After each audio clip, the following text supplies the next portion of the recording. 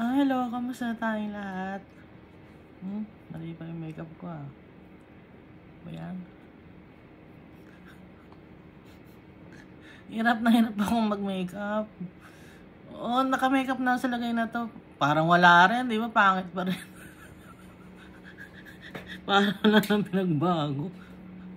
Naka-makeup na ba yan? Ganyan pa rin, ano? Ay, napapansin niyo ba yung kasi pag mga babae, mga nanonood, no, siguro napapansin yung mga damit ko, gano'n, itsura ko. Yung damit ko, pinagmimekos-mekos ko lang. Ano yung mekos-mekos? Yung mekos-mekos, yung pinagmimix-mix ko lang. Yun ang ibig sabihin ng mekos-mekos.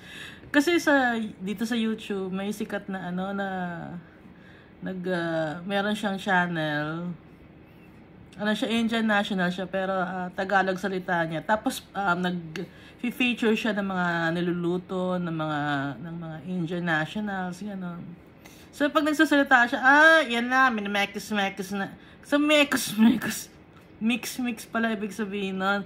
Nagme-mekos-mekos na niya yung mga ingredients, yan. So mekos-mekos. So ako, ang ginagawa ko lang din, yung damit ko, pinagme-mekos-mekos ko.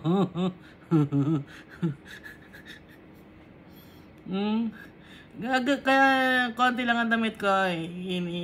Pinapartner ko lang sa iba-iba para maiba. Kasi yung nanay ko, hindi makita. Pag may bagong YouTube, hindi niya makita pag nakita ko na itong damit na to. Pag ganon, kaya ginagawa ko, pinag-mekos-mekos ko yung mga damit ko. Alam niya na, yung mekos-mekos. Kamusta tayo?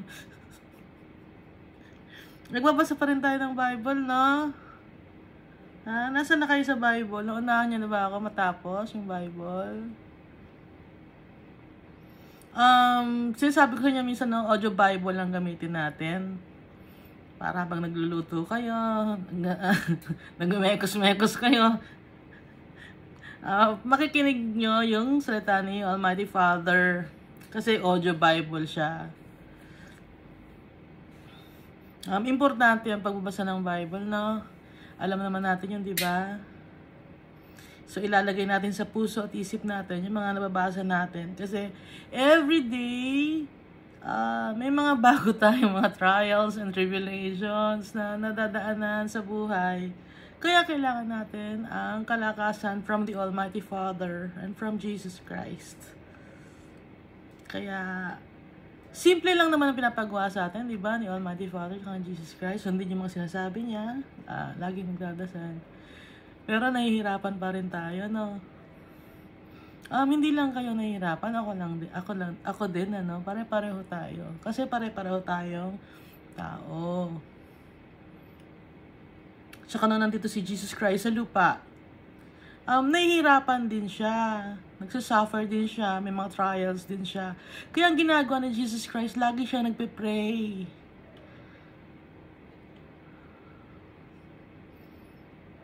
Kaya lagi nagpe-pray si Jesus Christ. Kailangan niya rin ng kalakasan. Kaya ang gagayahin natin, si Jesus Christ.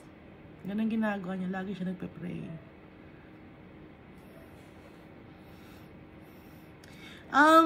Nagbabasa rin ako ng tinatry kong magbasa ng Aramaic Bible. Pero may translation na English. So dito mo makikita na ang tao, iisa lang ang pinanggalingan. Kasi yung Aramaic, yun yung salita ni Jesus Christ, yun yung kanyang language nung nandito siya sa mundo. So may Bible na Aramaic. Pero may translation naman in English. Pero ang God, ang Aramaic na word na God is Allah. Allah. Yun ang God in Aramaic. Ngayon, di ba, pag nagpupunta kayo sa Hawaii, nakapunta na kayo sa Hawaii? Di ba pag nagsasalita tayo mga tao doon, aloha, aloha. Katunog ng alaha, no? Kasi Kasi, yung mga tao na nasa Hawaii, galing sila trinace ko kasi sa internet. Galing din sila ng Brunei, and then, halo-halo na. Nakamekos-mekos na rin yung mga tao. Halo-halo na sila yung Malay race. So, yung Malay race, galing na rin sila sa Brunei, sa India.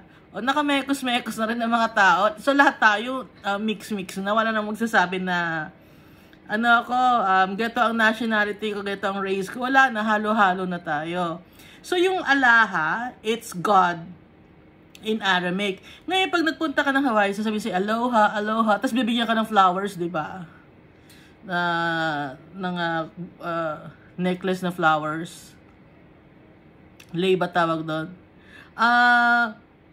Kaya sinasabi ng Alaha, kasi merong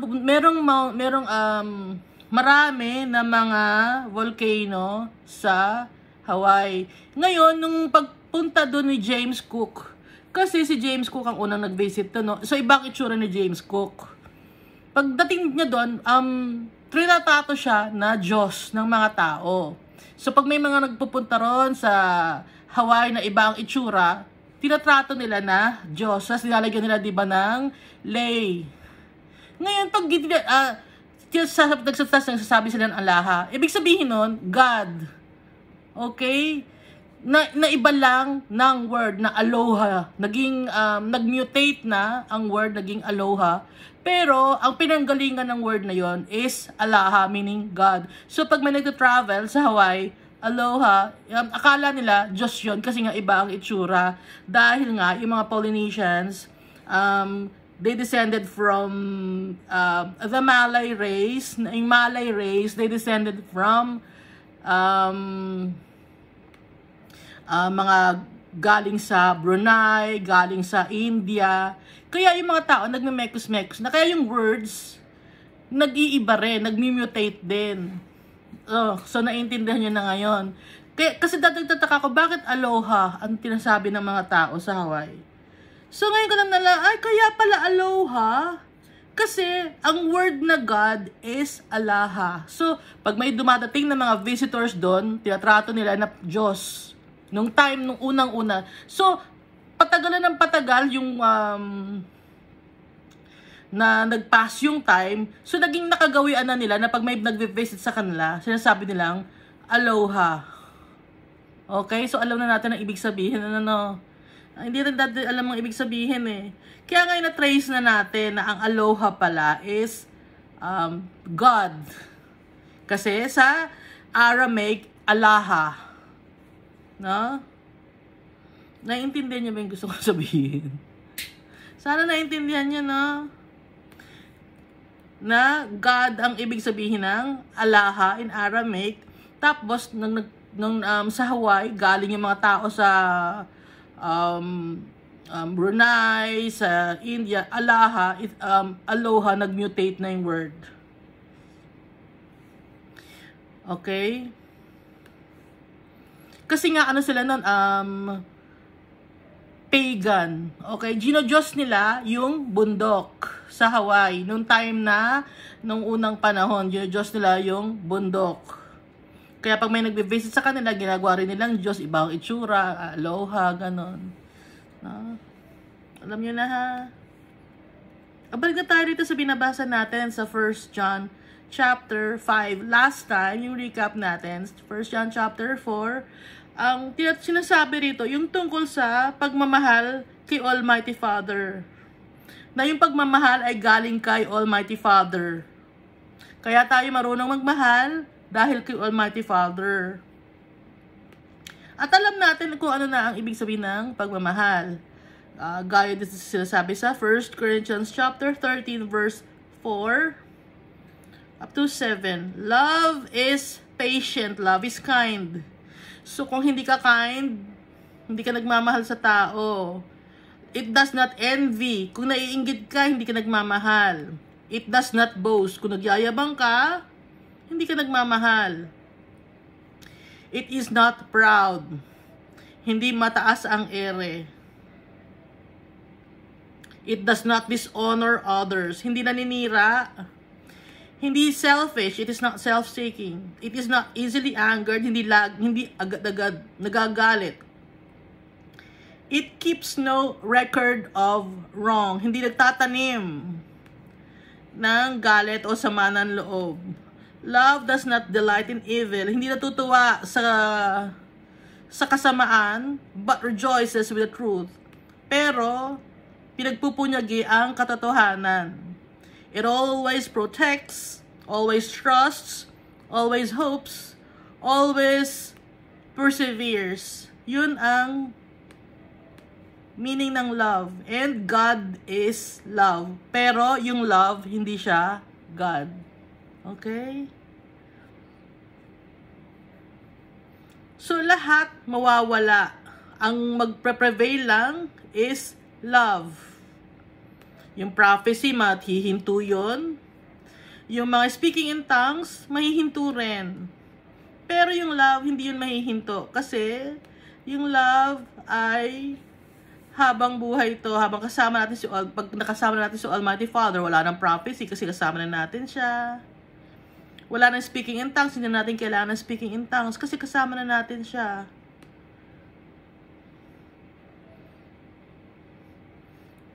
There will be still, where there is knowledge, it will pass away. So, mawawala rin ang knowledge kasi kasama na natin si Almighty Father. Siya na ang pagtitiwalaan natin ng lubusan, pagkasama natin siya, hindi na natin kailangan ng knowledge.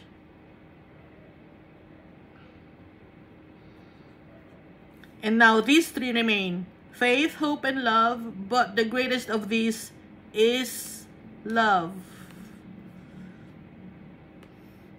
At kaya pinadala ni Almighty Father, si Jesus Christ dito sa lupa, is because of love.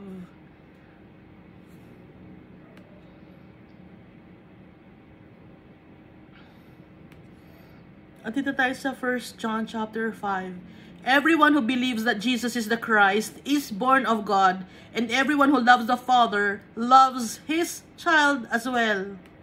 Kung sino ang naniniwala na si Jesus Christ ay galing kay God, yon ang everyone who believes in Jesus ay galing kay Almighty Father. Halimbawa, naniniwala ka kay Jesus Christ, may faith ka sa Kanya, galing ka kay Almighty Father, anak ka ni Almighty Father. Kung sino ang nagmamahal kay Almighty Father, mahal din niya si Jesus Christ. Ano yun? Package sila. Si Almighty Father, tsaka si Jesus Christ.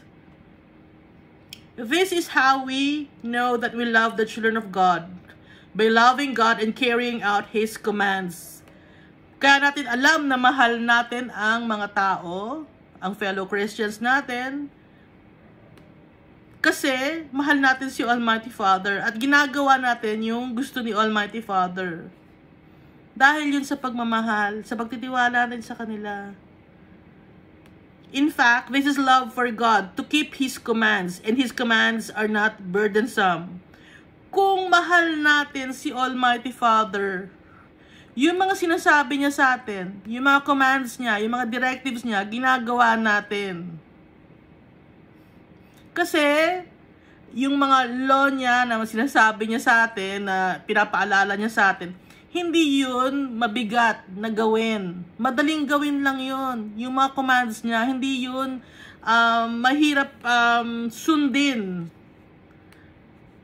Nahihirapan ba kayo sundin? Yung pagmamahal sa kapwa, nahihirapan ba tayo magmahal ng kapwa-tao natin?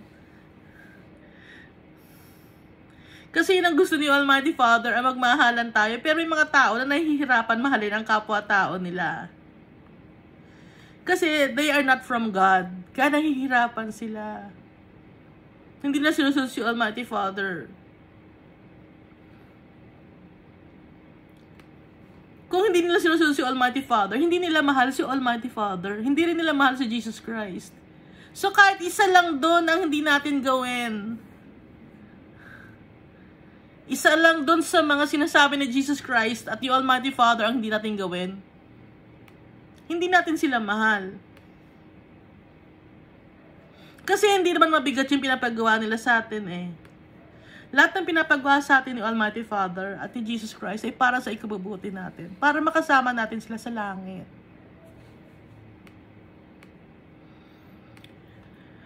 Tuloy natin, ano? For everyone born of God overcomes the world. This is the victory that has overcome the world, even our faith. Kung napagtatagumpayan natin ang mundo na to, galing tayo kay Almighty Father.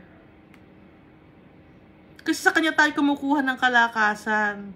Dahil may pananampalataya tayo sa Kanya. So kasama ng love ang faith. Kaya nga diba sa 1 Corinthians chapter 13, verses 13, faith, hope, and love, and the greatest of this is love. So, dapat may faith din tayo kay Almighty Father kung mahal natin siya. At nagtitiwala tayo sa Kanya. Who is it that overcomes the world? Only the one who believes that Jesus is the Son of God. Sino lang ang mapagtatagumpayan ang mundo na to? Sino lang ang makakapag-overcome ng mundo na to? Kung sino man ang naniniwala na si Jesus is the Son of God, anak ng Diyos, si Jesus Christ. Pag naniwala tayo na si Jesus Christ ay anak ng Diyos, ma-overcome natin ang mundo na to.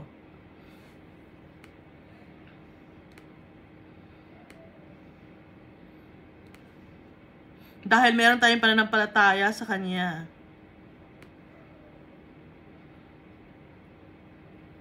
This is the one who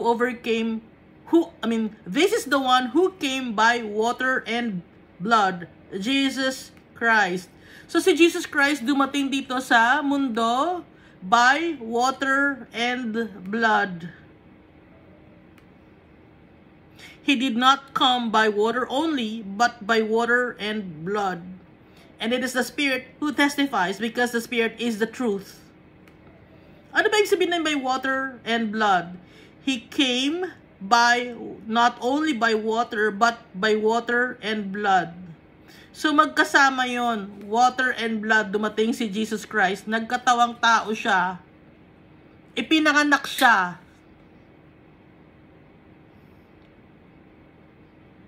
Ipinanganak siya, naging tao siya. He came by water. Di ba yung nanay, pag nanganak may water sa loob ng tiyan? Pag nanganak, may kasamang water yon. At may blood din si Jesus Christ. May dugo din. So, totoong tao.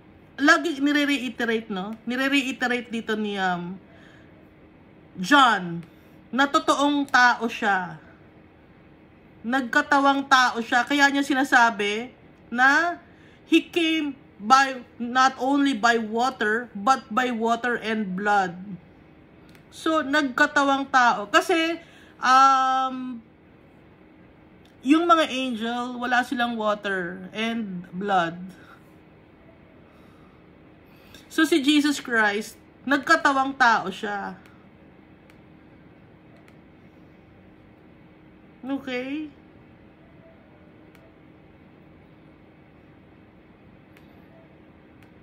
Yung physical pain, naramdaman niya yon, yung physical pain.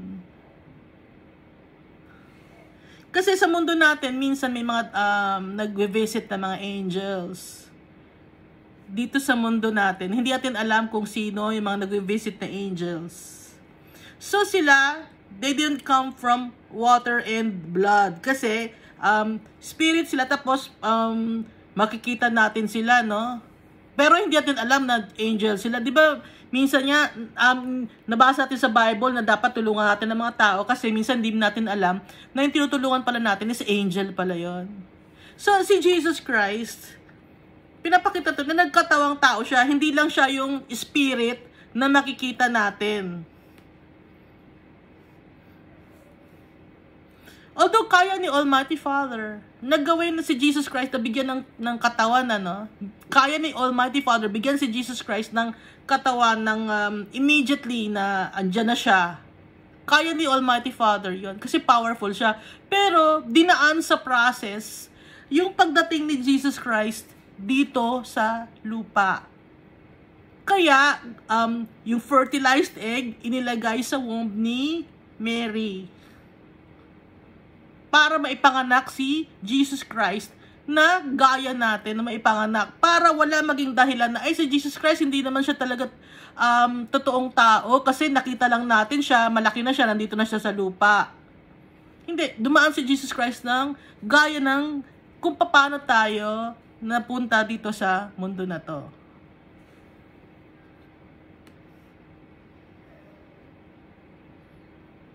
And it is the Spirit who testifies, because the Spirit is the truth. For there are three that testify, the Spirit, the water, and the blood. And the three are in agreement. Yung Holy Spirit yun. Yung Holy Spirit ay para laging sa katotohanan. We accept human testimony, but God's testimony is greater because it is the testimony of God, which He has given about His Son. Nag-accept tayo ng patotoo or nagte-testify ng mga patotoo ng mga tao dito sa lupa. Pero si God, nagte-testify din siya, at yung binibigay niya na testimony, greater yon kaysa sa kung anong testimony pa. Kasi God siya, si Almighty Father, which He has given about His Son. Kaya kailangan natin ng faith and love. Kasi nga, kung wala kang faith and love, hindi ko maniniwala sa Bible. Kung hindi ka tinawag ni Almighty Father, hindi ka maniniwala sa Bible. Kung hindi binuksan ng isipan mo ni Almighty Father at yung puso mo, hindi ka maniniwala sa Bible. Kasi si Almighty Father ang unang pumili sa atin. Bago pa man tayo ipanganak, predetermined na tayo, predestined na tayo to be His followers.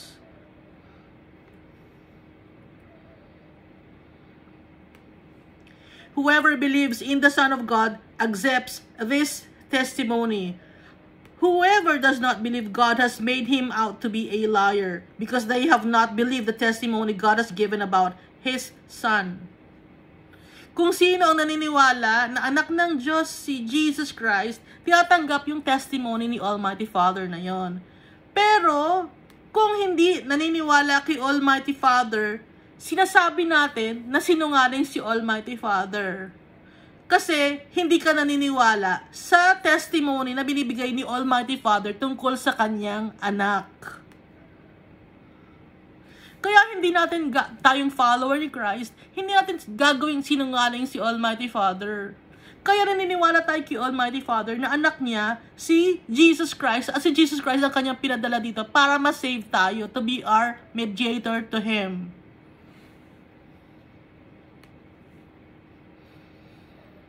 And this is a testimony. God has given us eternal life, and this life is in His Son. Yung testimony is, binigyan tayo ni God, ni Almighty Father, our Holy Father, ng buhay na walang hanggan. At yung buhay na yon ay nasa sa kanyang anak. Makukuha lang natin ng eternal life pag nagtitiwala tayo kay Jesus Christ. Pag hindi ka magtitiwala kay Jesus Christ, hindi ka makakuha ng eternal life. Kahit gaano ka pa kabait, kahit gaano ka pa kalawing, kung hindi mo ina-acknowledge si Jesus Christ as Lord and Savior and God, like Almighty Father, hindi ka masasave. Hindi mo makukuha ang eternal life. Yun ang pinakakayamanan natin, si Almighty Father tsaka si Jesus Christ, na makasama sila in heaven.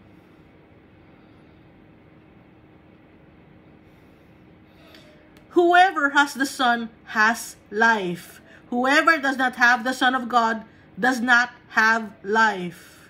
Kung nasa sa atin si Jesus Christ, meron tayong buhay. Kung hindi tayo nagtitiwala at wala sa atin ang anak ng Diyos na si Jesus Christ, wala tayong buhay or wala tayong eternal life. Hindi natin makukuha yun.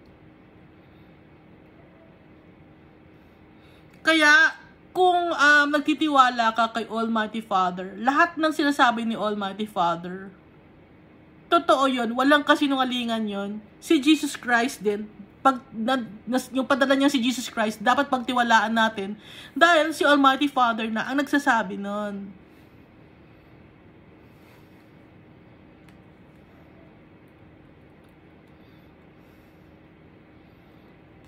Testimony yun ni Almighty Father. Di ba makikita niyo sa Old Testament, yung mga sinasabi ni David na mga sa Psalms, prophecy yun, ni David, ni Isaiah, ng Malachi, ni Habakkuk. Lahat yun, lahat ng mga story doon, pinapatungkulan kay Jesus Christ. Hindi man directly binabanggit, kasi it was a mystery back then, dun sa Old Testament, hindi pa nire-reveal. Pero, nung dumating na si Jesus Christ, lahat, ipinakita na sa atin, wala na nakatago. Even sa Book of Revelation, wala na nakatago.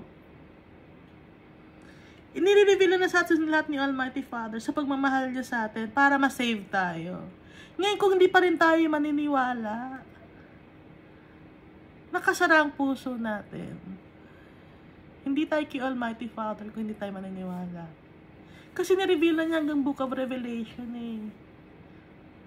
Tinapos na niya ang storya ng mundo na to ni Almighty Father.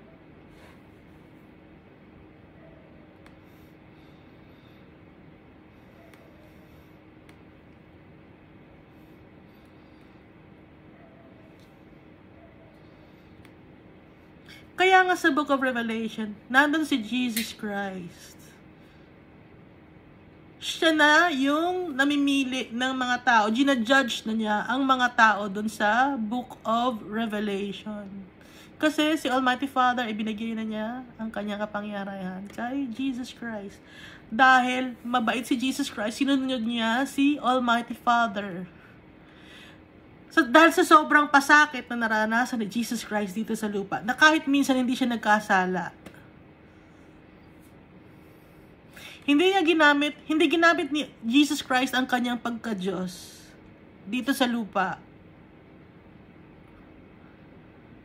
Ibinaba ni Jesus Christ ang sarili niya para sa atin dahil mahal niya si Almighty Father. So, ganun din tayo.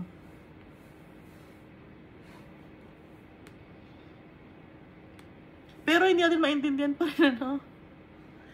Marami pa rin taong matigas ang ulo.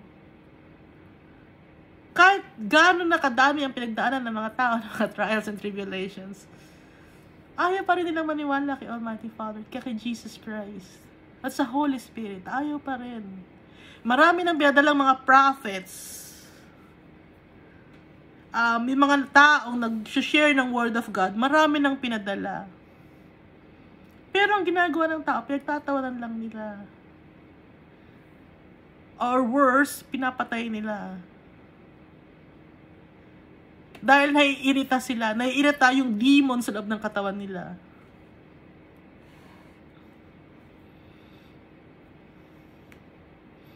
Pag may nangyayaring mga bagay na hindi ayon sa gusto nilang mangyari, laging ang sinisisi si Almighty Father tsaka si Jesus Christ.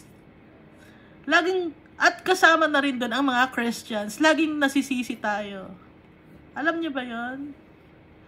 Kababasa ko lang kanina. It's about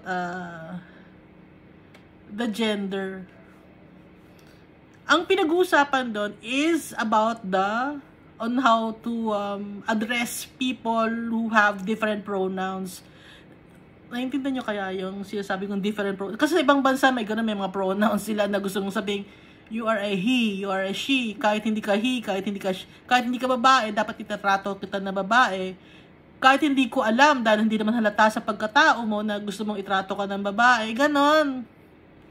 Ngayon nakita ko, dahil yan sa Christianity, it's because of Christianity, bine-blame ang mga Christians. Bine-blame si Almighty Father. So, up to now, they persecute Christians like us.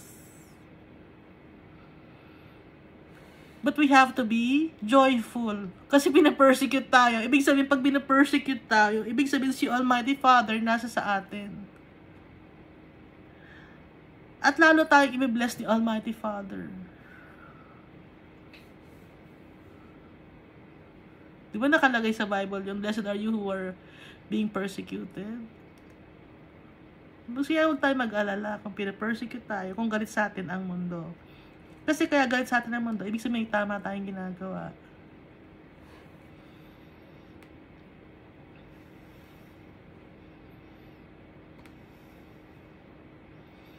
Ano yung tama nating ginagawa? Yung nagtitiwala tayo kay Almighty Father at saka kay Jesus Christ. Nung sinasabi natin sa mundo, yes, I am a Christian. Yes, I am a follower of Christ.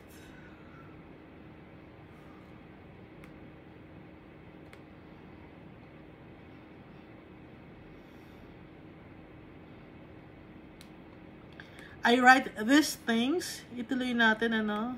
I write these things to you who believe in the name of the Son of God, so that you may know that you have eternal life.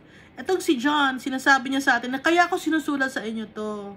Para malaman ninyo na meron kayong eternal life kung magtitiwala kayo kay Jesus Christ, the Son of God. Hindi lang prophet si Jesus Christ. Actually, hindi siya prophet. He is the Son of God. Hindi siya prophet. Hindi prophet si Jesus Christ. He is the Son of God. Kasi may tao nagsasabi, Christian sila, pero sinasabi na prophet daw si Jesus Christ. No, he's not a prophet. He is God, the Son of God. If he's the Son of God, then he is also the God of this world, of heaven and earth. Tagapagmana ni Almighty Father.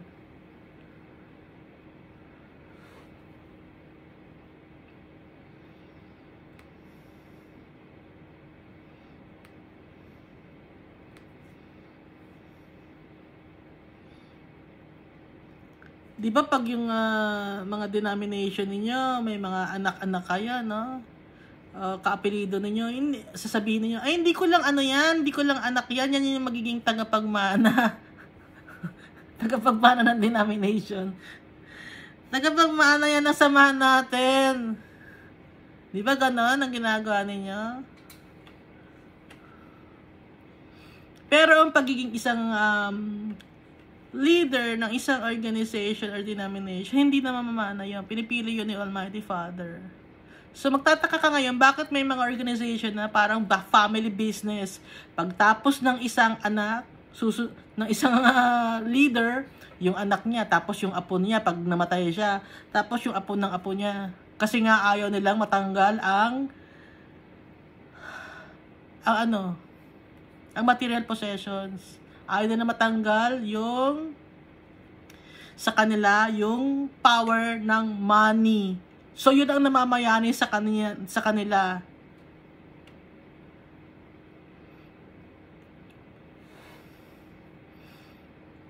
Hindi naiintindihan ng followers yon nung mga denomination or nung religion na yon. Hindi na naiintindihan. Kasi nabulag na rin sila ng kaaway. Hindi alam ng mga members na yon na nabulag na sila ng kaaway.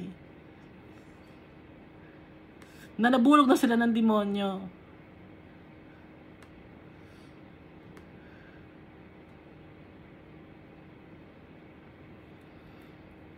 Kaya ang pagiging isang leader, hindi yan namamana galing sa tatay.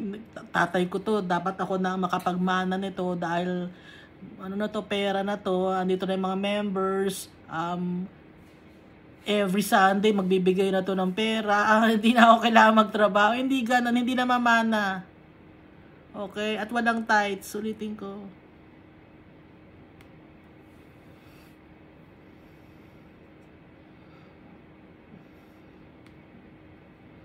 Nagbanggit ba si John? Nagsusulat si John dito, di ba? Nagbanggit ba siya ng tithes? Wala na ba? Sharing of blessings, meron. And a worker is worthy of his wage. Sweldo. Inuulit ko lang yun, ha? Nabanggit ko na dati. Dahil nakalagay sa Bible yon, sinulat yun ni Jesus, binanggit yun ni Jesus Christ na a worker is worthy of his wage. Ina-acknowledge natin yun kasi sinabi ni Jesus Christ yun.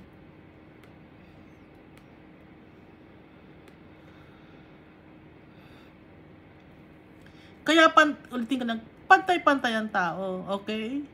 Kaya nga, sweldo eh. Ibig sabihin pantay-pantay, hindi lamang yung leader ninyo. Ngayon magtataka ka, bakit ang leader mo malaki ang bahay, tapos ikaw hindi ka malaki bahay? Magtataka ka, ba't yung leader niyo maganda ang kotse, pero ikaw hindi ka maganda ang kotse mo?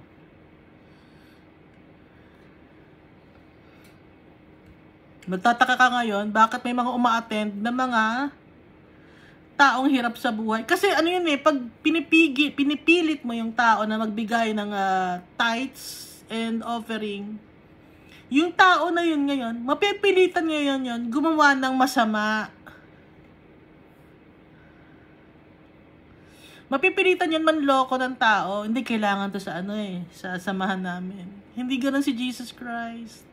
Hindi namimilit ng tao si Jesus Christ.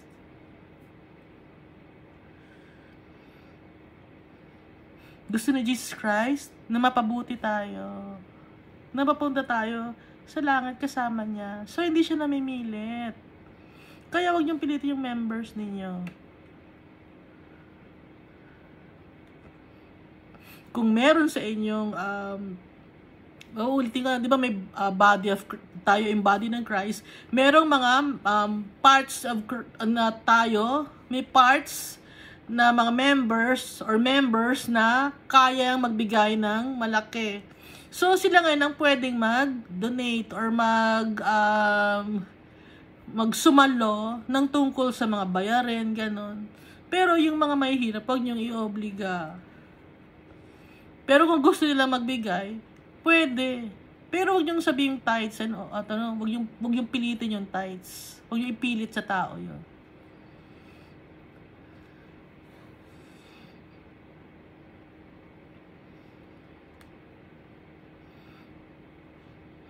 Inulit ko, hindi kayo lahi ni Melchizedek. Lahi ba kayo ni Melchizedek? Lahi ba kayo ng Levites? High priest ba kayo? Di ba hindi? Kaya wag kayo maghingi ng tithes, no? Kung high priest lang kayo, saka kayo maghingi ng tithes. Pero wala nang high priest ngayon kasi ang high priest si Jesus Christ.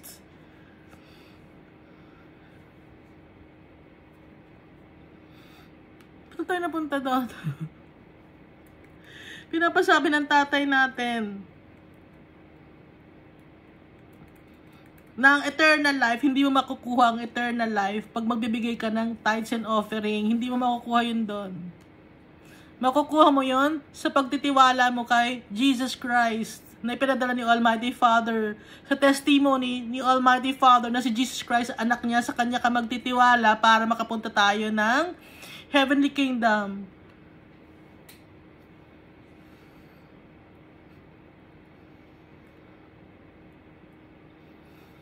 Wala nang law ang tithes. Hindi na tayo sakop ng tithes.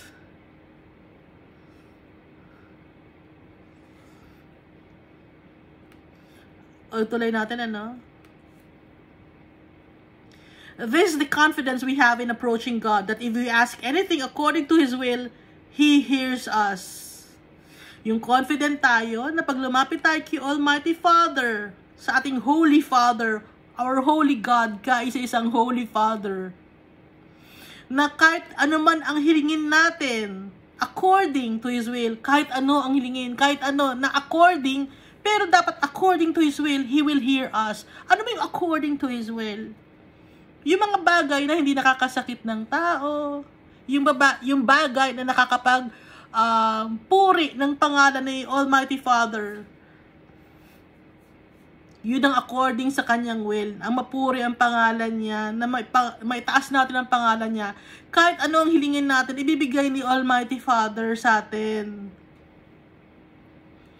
Halimbawa, sasabihin natin, Almighty Father, gusto kong maipalaganap ang iyong salita. Tulungan mo ko na makapag-aral ng Bible. Gusto ni Almighty Father yun, na makapag-aral ka ng Bible, tutulungan ka niya. Kasi, para sa ikapupuri ng pangalan niya yun. Almighty Father, gusto ko sana na magkaroon ng magandang trabaho para makatulong ako sa aking mga fellow brethren. Ibibigay sa'yo ni Almighty Father yon. Kasi, para sa ikapupuri ng pangalan ni Almighty Father yon. Ng Almighty Father, kung okay lang sa'yo, Almighty Father, na sana pahabain mo pa ang buhay ko dito sa mundo para maikalat ko pa ang iyong mga salita. Ibibigay sa'yo ni Almighty Father yon. Kasi para sa Kanya yun eh. Sa ikapupuri ng pangalan niya, it is according to His will.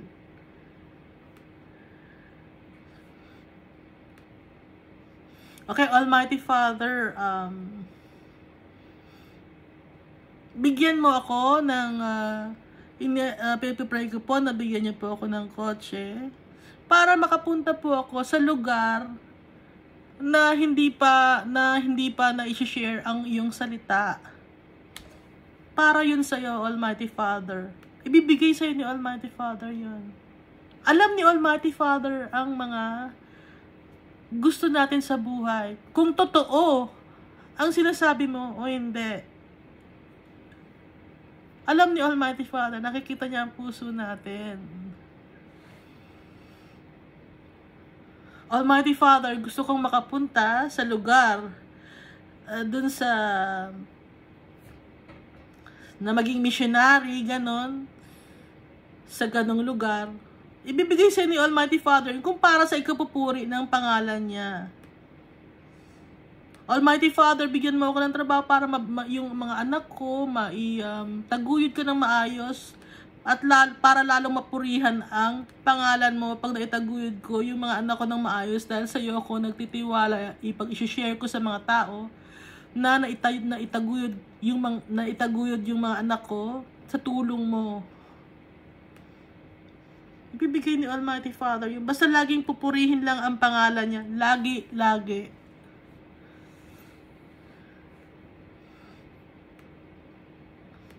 If you see any brother or sister commit a sin that does not lead to death, you should pray and God will give them life. So, kung may makikita tayo ng mga brothers or sisters natin na nagkakasala, na hindi naman ang kapupuntahan na yun ay kamatayan, dapat natin silang ipag-pray, itaas kay Almighty Father. Kasi merong mga kasalanan na ang lead nun is death. Ang kasalanan na yon is yung pag binabastos natin ang Holy Spirit. Walang kapatawaran yon. Pag binastos mo ang Holy Spirit. Di ba sabi ni Jesus Christ yon? Walang kapatawaran pag binastos mo ang Holy Spirit. Si Jesus Christ, pag binastos mo, mapapatawad ka pa ni Jesus Christ. Pero yung Holy Spirit ang binastos, walang kapatawaran yon.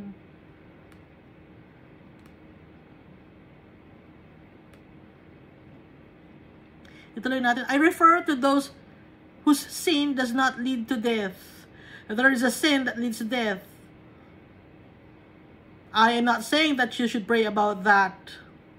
So binanggit dito ni John, there is a sin that leads to death. So isa lang, no? Kasi there is a sin eh. So isa lang. Hindi niya sinabing there are sins that lead to death. Kundi merong isang kasalanan na ang kapupuntahan ay kamatayan. Yun yung pambabastos sa Holy Spirit.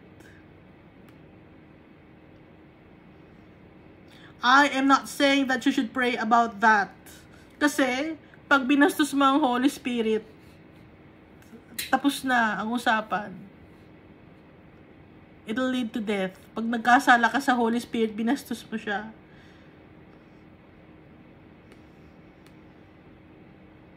All wrongdoing is a sin, and there is sin that does not lead to death. Lahat ng kasalanan, lahat ng maling gawa ay kasalanan. Pero may mga kasalanan na hindi ka pupunta sa kamatayan. Ibig sabihin dito ng kamatayan, pag sinasabing di ba namamatay naman talaga ang tao? Kasi may dalawang klase ng death. Yung isang death is a physical death. Yung isa namang klaseng death is dalawang kamatayan yon. The death that, yung physical death, and at the same time, yung death na, yung mapupunta ka sa eternal damnation.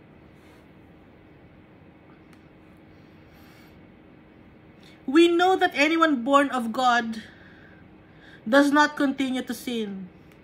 Kung kay Almighty Father tayo, kay Jesus Christ, hindi na tayo patuloy na magkakasala. Lalo tayong, lagi na lang nating isisik ang will ni Almighty Father, susundin natin ang gusto niya. Kasi anak niya tayo, alam natin at nagtitiwala tayo sa Kanya. Alam natin na anak tayo ni Almighty Father.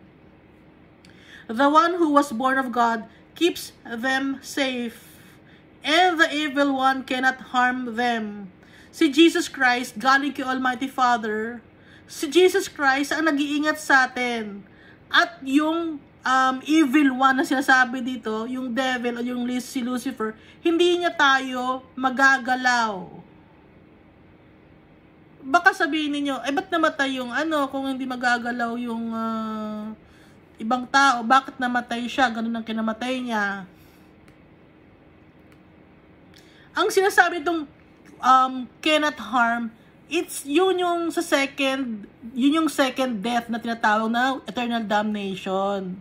Kasi nga, tayo, pag ang Christian is kinuha ni Almighty Father, hindi tayo namamatay. Nag-iiba lang tayo ng nag-iiba lang tayo ng damit na pupunta tayo kay Almighty Father. Pero, kung hindi ka follower ni Christ, at nawala ka na sa mundong ito, hindi ka mapupunta kay Almighty Father, eternal damnation yun. Yun yung death na sinasabi.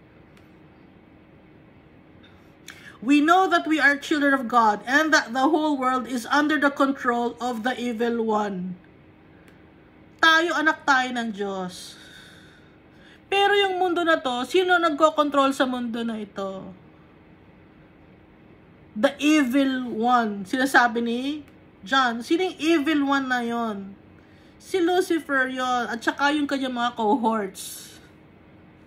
Yung kanyang mga kakampi. Mga evil spirit.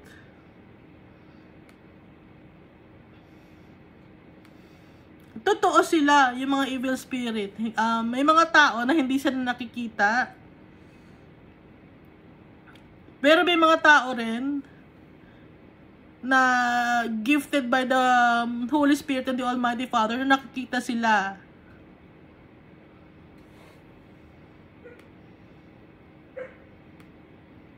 We know also that the Son of God has come and has given us understanding, so that we may know Him who is true, and we are in Him who is true by being in His Son, Jesus Christ. He is the true God and eternal life. So alam natin na si Almighty Father, na si Jesus Christ ay dumating at binigyan niya tayo ng at pinaintindi niya sa atin. Para makilala natin siya na siya ang totoo, na para makilala natin si Almighty Father, na si Almighty Father ang totoo. At tayo ay sa Kanya. Tayo ay sa Kanya kung totoo tayo nagtitiwala sa Kanya, kay Jesus Christ at kay Almighty Father. He is the true God and eternal life. Dear children, keep yourselves from idols. Idinugtong dito ni John sa 1 John chapter 5 verse 21.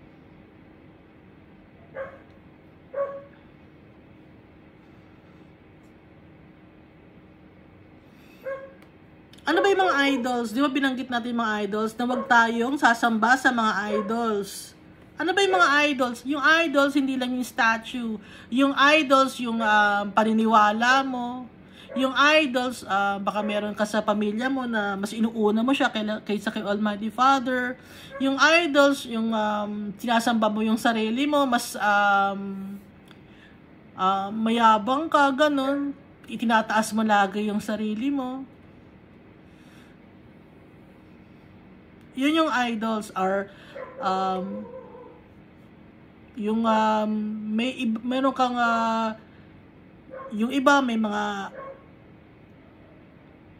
mga charms, mga lucky charms.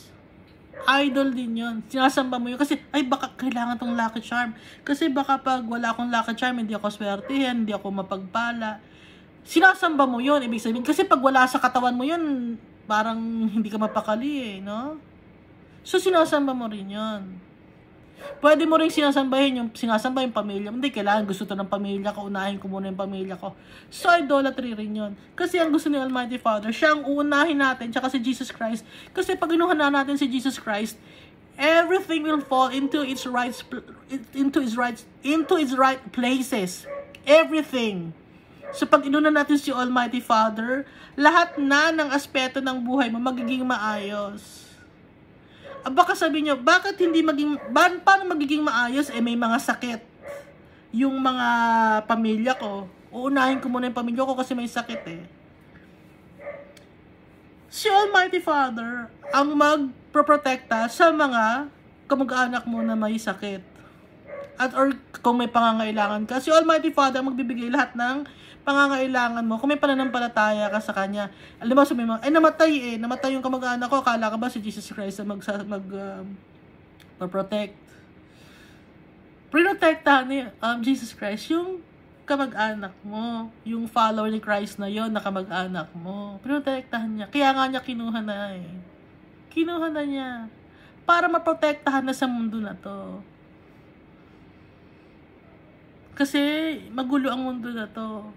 Ang tunay na kapahingahan ay na kay Almighty Father at kay Jesus Christ.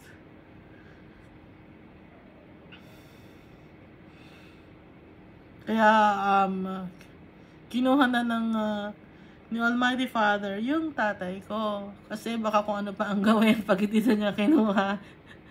Kailangan kunin ko na tong si Mamboy. Baka kung ano pa ang gawin sa lupa nito, ito maayos na siya, kukunin ko na siya, tama na yung nangyari sa buhay niya. Iingatan ko yung mga anak niya at yung asawa niya. Ako na ang magiging padre de pamilya ng mga pamilya niya. Basta itong si Boy sa akin na to.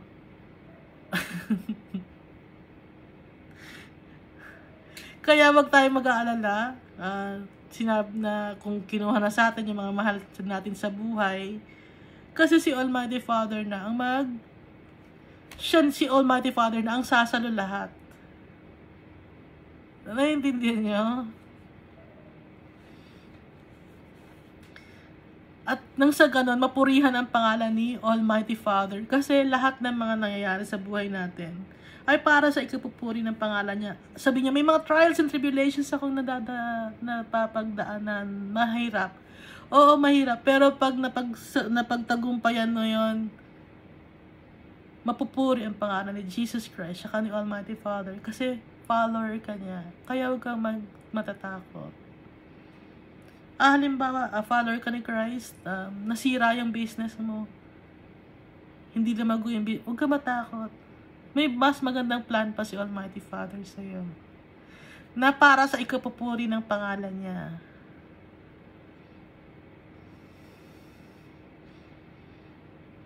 Hawak ni Almighty Father ang mundo na to. Kung wala tayong dahilan para matakot. Walang dahilan para matakot. Kahit ano pa, walang dahilan para matakot.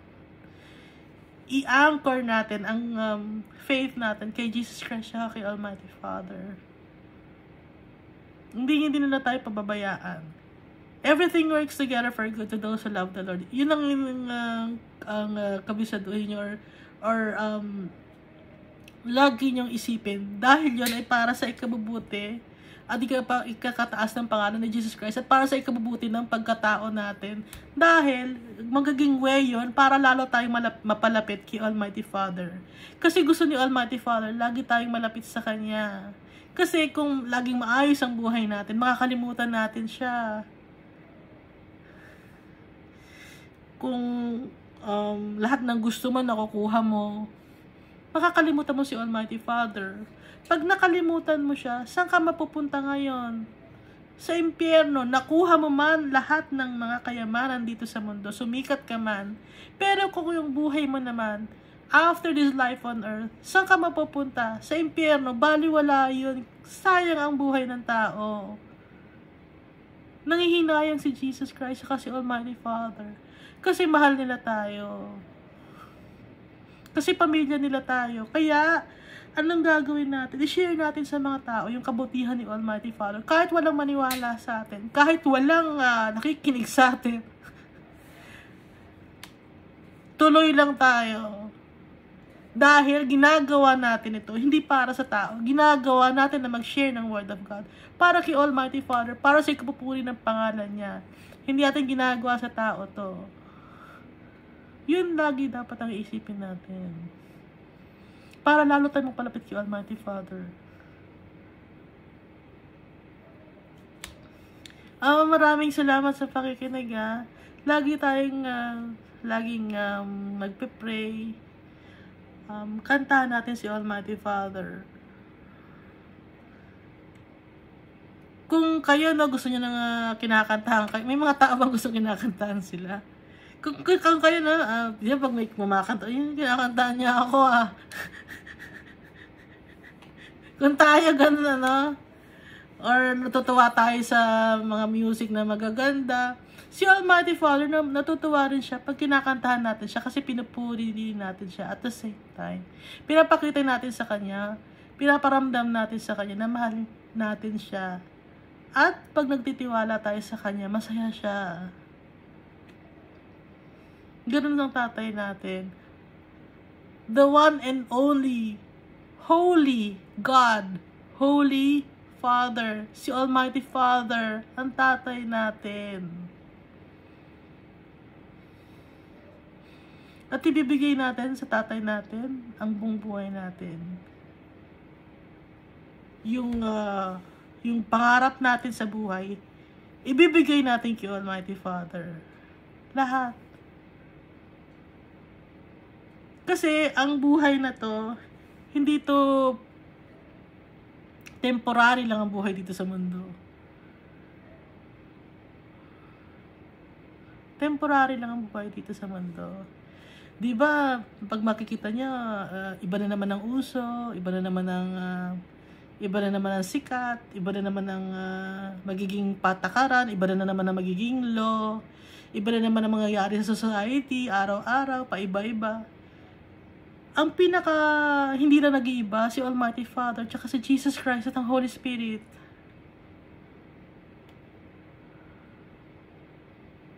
God loves us all so much.